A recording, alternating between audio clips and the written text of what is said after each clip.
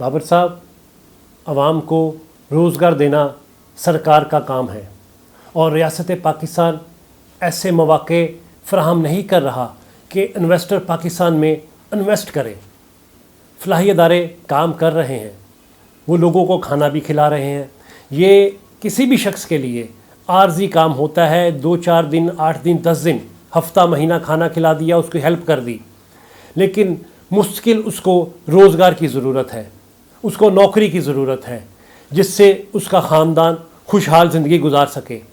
آپ کیا کہیں گے کہ کیا اقدامات ہونے چاہیے کہ لوگوں کو روزگار ملے، یہ پورا سسٹم اچھے سے چل سکے؟ تو آپ کیسے دیکھتے ہیں؟ دیکھیں جی، میں تو پہلے بھی کہہ چکا ہوں کہ دیکھیں حکومت کی نوکریاں جو آتی ہیں، سب سے پہلی بات ہے کہ بڑے افسوس کے ساتھ اور بڑے دکھی دل کے ساتھ کہتا ہوں کہ وہ نوکریاں لاکھوں روپے کے حساب سے بکتی ہیں۔ ایک عام آدمی، غریب آدمی کی مثلا وہ یا تو اس کے پاس تگڑی سفارش ہوتی ہے وہ نوکری کرے گا، یا اگر اس کے پاس سفارش نہیں ہے تو پھر وہ بھول جائے اس نوکری میں، اس پہ کاغذ جمع کرانے کی ضرورت نہیں ہے۔ سب سے پہلی میرٹ کے اوپر نوکری ملنی چاہیے ہر آدمی کو، چاہے غریب ہے امیر ہے، اس کا میرٹ کے اوپر اس کو نوکری ملے، سب سے بڑی کامیابی یہ ہوتی ہے۔ دوسرا میں آپ کو ایک بات بتاؤں، حکومت کیوں نہیں کر سکتی؟ حکومت کو میں نے جس طرح آپ کو کہا کہ پرائیویٹ سیکٹر ہے، جیسے انڈسٹریز ہے، بڑی بڑی انڈسٹریز ہے، ان کو مزید وہ ان کی تعاون کرے، ان کی سپورٹ کرے، وہ انڈسٹریاں زیادہ بڑھیں گی۔ جتنی دیکھیں انڈسٹریز بڑھے گی، لوگوں میں روزگار ملے گا۔ میں اس بات کو مانتا ہوں کہ ساری نوکریاں حکومت نہیں دے سکتی اور سارے لوگ حکومت میں کام نہیں کر سکتے۔ لوگوں کے لیے جو ہے نا، مثلا پھر حکومت ایک کام اس کے ساتھ ساتھ اور بھی کر سکتی ہے کہ جس طرح آپ نے کہا دفتر خان لگے، مجھے بھی نہیں اچھا لگتا کہ ہر ایک آدمی آ کے اس میں کھانا کھا کے اور اپنے کام نہ کاج کا رہتا ہے، نہ کچھ رہتا ہے۔ ہمیں سب سے پہلے لوگوں کو روزگار دینے کے لیے حکومت چھوٹے چھوٹے کچھ ایسے چیزیں کرے۔ آج مجھے یاد پڑتی ہے مشرف کے دور میں مصطفیٰ کمال نے یہ جو بنائے تھے چھوٹے چھوٹے سے، وہ بنا دیے تھے، کیبنز بنائے تھے کہ لوگوں کو روزگار ملے، روزگار کریں۔ تو اس کیبن کی طرح لوگوں کو روزگار بنا کے حکومت دے، سیٹل کرے۔ میں سمجھتا ہوں ہر آدمی باعزت اپنا کام کرنا چاہتا ہے اور پاکستان سے مشکلات ختم ہو سکتی ہے سر، اگر اللہ تعالیٰ ان کو ایک تو دوسرا بات کاٹتے ہوئے ایک بات کہنا چاہتا ہوں کہ یہ ایک بات یاد رکھیں کہ یہ لوگ آپس میں جو جنگ لڑ رہے ہیں نا، اس جنگ نے ہمیں تباہ کر دیا۔ بھائی آپ اپنی جنگ آپس میں لڑو، آپ ہمیں کس چیز کی سزا دے رہے ہو؟ ہمارے اوپر توجہ کرنی چاہیے۔ حکومت وزیر بنتا ہے، وزیر اعلیٰ بنتا ہے یا وزیر اعظم بنتا ہے، اس کو عوام کی پرواہ نہیں ہوتی، پھر اس کو اپنی سیٹ کی پرواہ ہوتی ہے۔ یہ بڑی عجیب سی کہانی ہے اس ملک میں جو ہے۔ بابر صاحب، کسی بھی ملک کا پڑھا لکھا نوجوان اس کا مستقبل ہوتا ہے۔ ہم نے دیکھا کہ نوجوان بہت ہی زیادہ مایوس ہے، نا امید ہے۔ پڑھا لکھا نوجوان رکشہ چلا رہا ہے، بائکیا چلا رہا ہے، ریڑھی چلا رہا ہے، اور آپ نے یہ بات کی کہ جو جابس ہیں وہ سرکار کس طرح دیتی ہے وہ سب جانتے ہیں، اور جو افورڈ کر سکتے ہیں وہ لوگ پاکستان چھوڑ کے جا رہے ہیں۔ اس کے بارے میں کیا کہیں گے کہ بہتری کیسے آئے گی؟ دیکھیے جی، بات یہ ہے کہ میں چھوٹی چھوٹی آپ کو چیزیں بتاؤں۔ پچھلے کئی دہائی سے پاکستان سٹیل مل بند پڑی ہوئی ہے۔ کیا یہ ادارہ ہمارا چل نہیں سکتا؟ ناممکن بات ہے کہ نہ چلے۔ یہ کہنے کی بات ہے کہ نہیں چل سکتا۔ کون سی چیز ہے جو نہیں چل سکتی؟ لیکن اگر اس سے کرپشن کو ہٹایا جائے، کرپشن کو مائنس کیا جائے، ان کی الیکشنوں کے خرچوں کو مائنس کیا جائے، تو وہ ادارہ چل جائے گا اور بے شمار لوگوں کی روزگار وہاں پہ آ جائے گا۔ اس طرح آپ نے بات کی کہ میرے نوجوان، بالکل مجھے بڑی افسوس ہوتا ہے کہ بائکیا چلا رہے ہیں، روڈ پہ چلے جائیں، بائکیا پہ پڑھے لکھے لوگ، ڈگریاں ہاتھ میں، بائکیا پہ بیٹھے ہوئے بائکیا چلا رہے ہیں، اور پھر کس طرح سے لوگ کام کر رہے ہیں مجھے پتہ ہے۔ لیکن ان لوگوں کے لیے کیا ہمارے پاس جو ہم نے گورنمنٹ کے پی آئی اے ہے، دوسرے مثلا ایئرپورٹ کے اندر ایسی چیزیں ہیں، ریلوے کے اندر ایسی چیزیں، ہم نے ان سب کو بند کر کے کچرے میں ڈالا ہوا ہے، لیکن پیسے ان کے ہم خود کھا رہے ہیں، حکومت خود کھا رہی ہے، لیکن لوگوں کو ریلیف نہیں مل رہی۔ تو اس سے ہمارے لوگ، میں ابھی تھوڑی دیر پہلے میں آپ کو بتاؤں، میرے پاس ایک نوجوان، میں پاکستان کے ٹیلنٹ کی بات کرتا ہوں، نوجوانوں میں اتنا ٹیلنٹ ہے، اتنا کام کرنے۔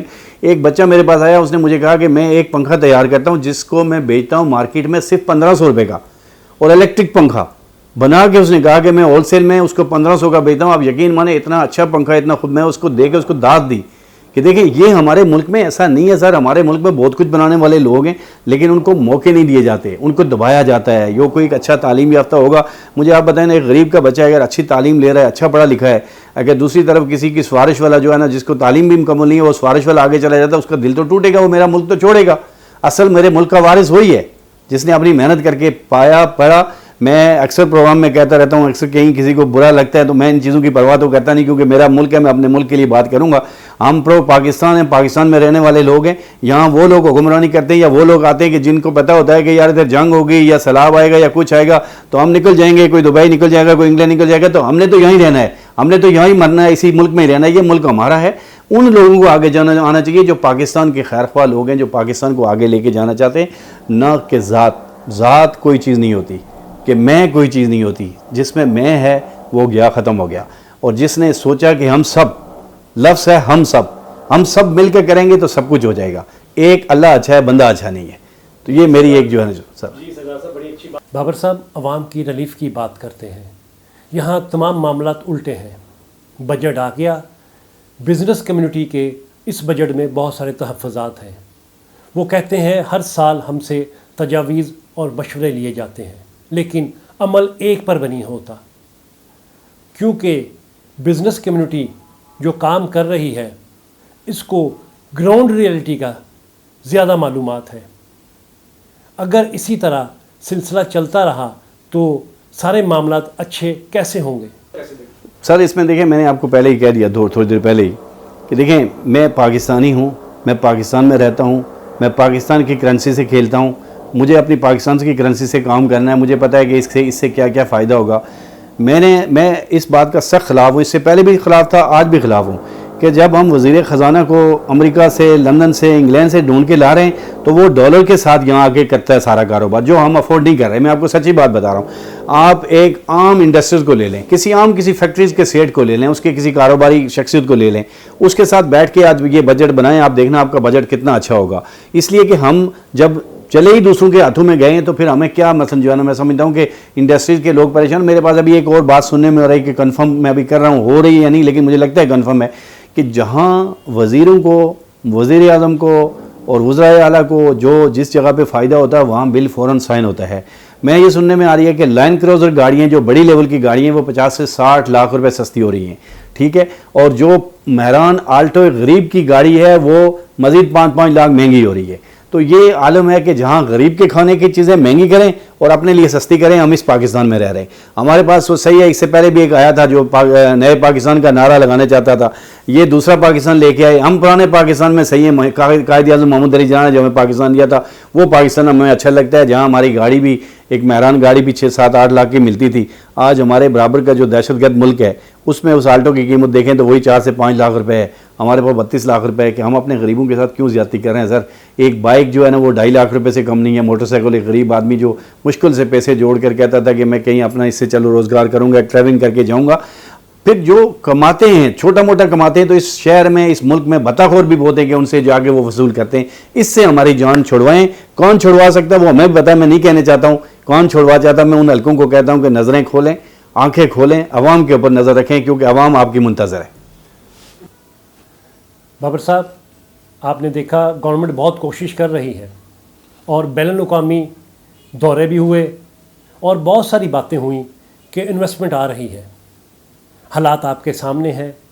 جب لوکل انویسٹر انویسٹ نہیں کرے گا تو یہ بتائیں کہ باہر سے انویسٹمنٹ آئے گی؟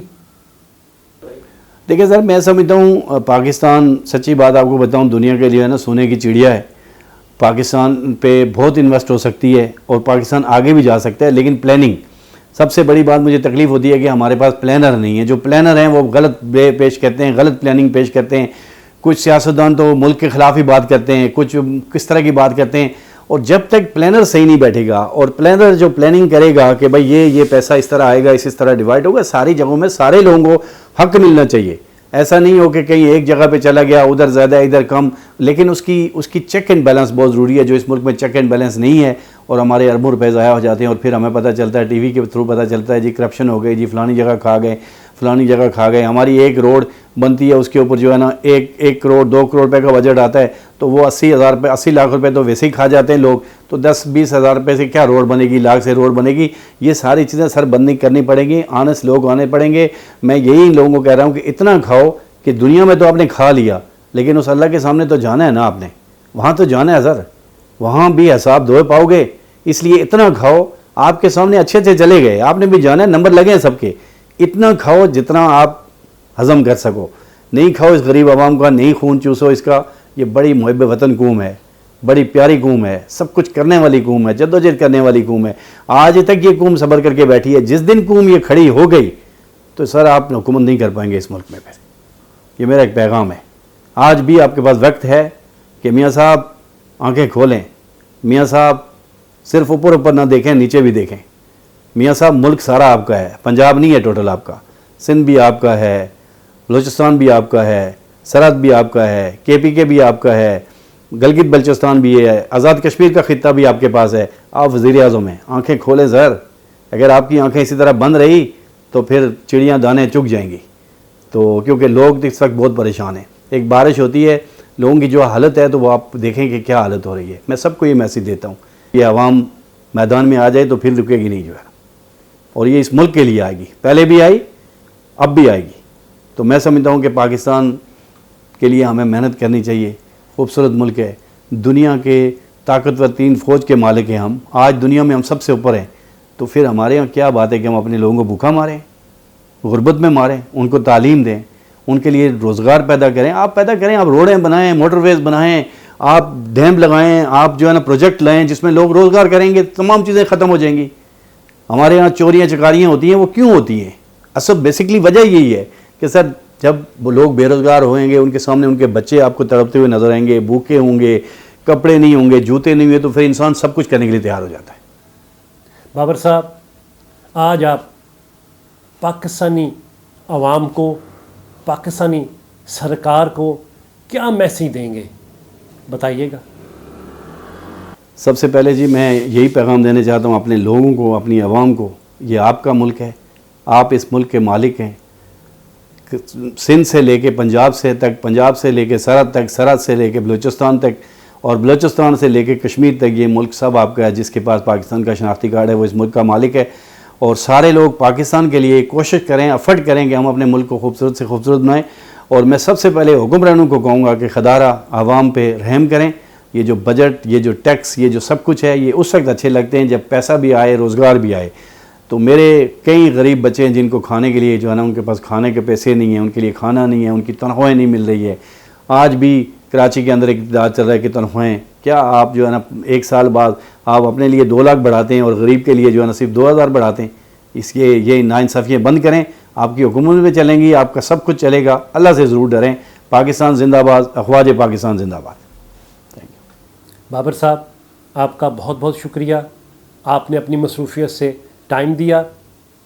اچھا ناظرین، علی عمران اور تمام ٹیم کو اجازت دیں.